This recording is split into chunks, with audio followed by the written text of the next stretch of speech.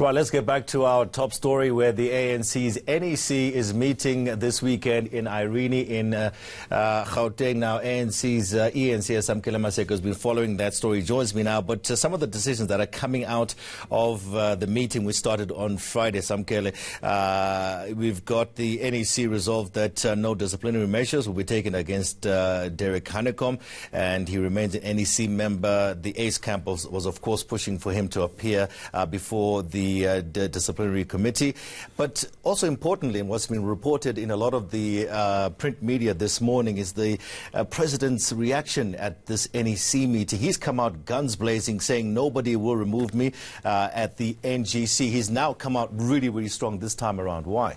Indeed, the president was very frank and stern in his political overview on Friday afternoon, just after 2 o'clock in the afternoon, where he gave basically in every start of the ANC, the president of the ANC gives a political overview. His political overview basically looked into the discussions or the wranglings that have been currently ongoing within the ANC, those who have been calling for the National General Council to basically remove the president, Cyril Ramaphosa. Remember, Sihlezi Galala in KwaZulu-Natal, in one of the ANC gatherings, they said that the upcoming NGC next year in June, July, will not remove any official of the African National Congress. Basically, Cyril Ramaphosa daring his political opponents or critics in the African National Congress NEC. That would be the likes of Ace Magashule, former President Jacob Zuma, your likes of Mosebenzi Zwane, your likes of Bongani Bongo, who are his political critics in that NEC, daring them to go and try and remove him in that NGC, basically saying that just know that we have a date, and at that NGC I will fight back. So that's what he's effectively saying.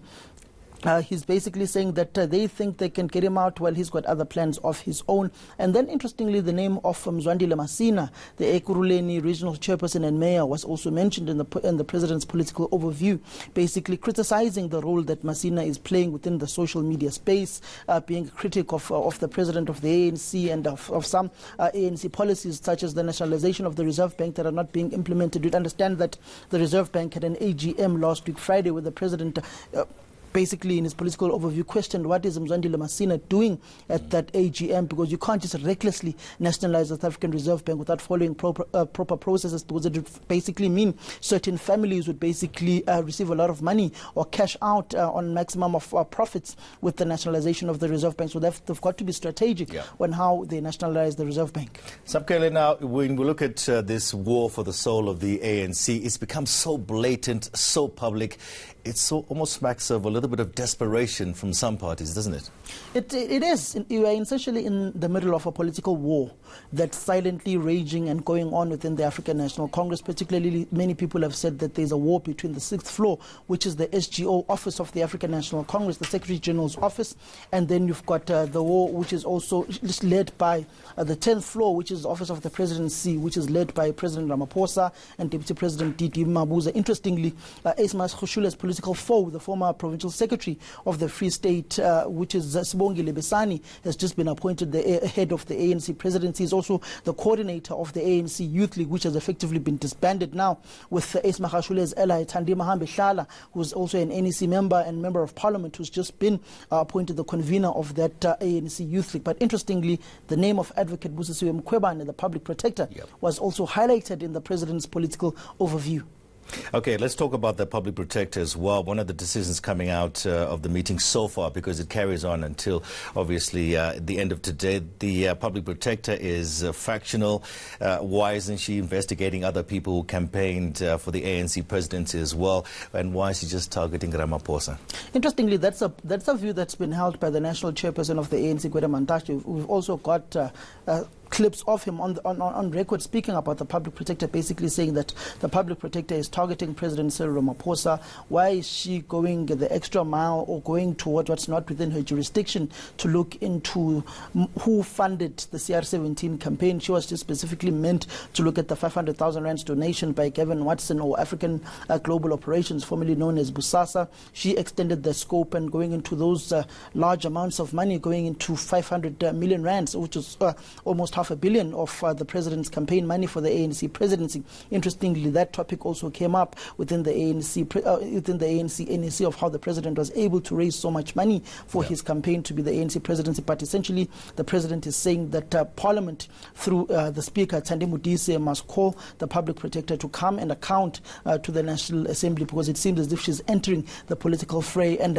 basically entering factional politics of the governing party, which is the African National Congress, and basically siding with those who are purported to be the state capture cabal, which is trying to reverse the gains that have been made since the president's election in Nasrec and since he took over the reins of government. But interestingly, many people have questioned, what is the role of the ANC in this administration? Or is it those who are particularly within the private sector who are now running amok and running the state?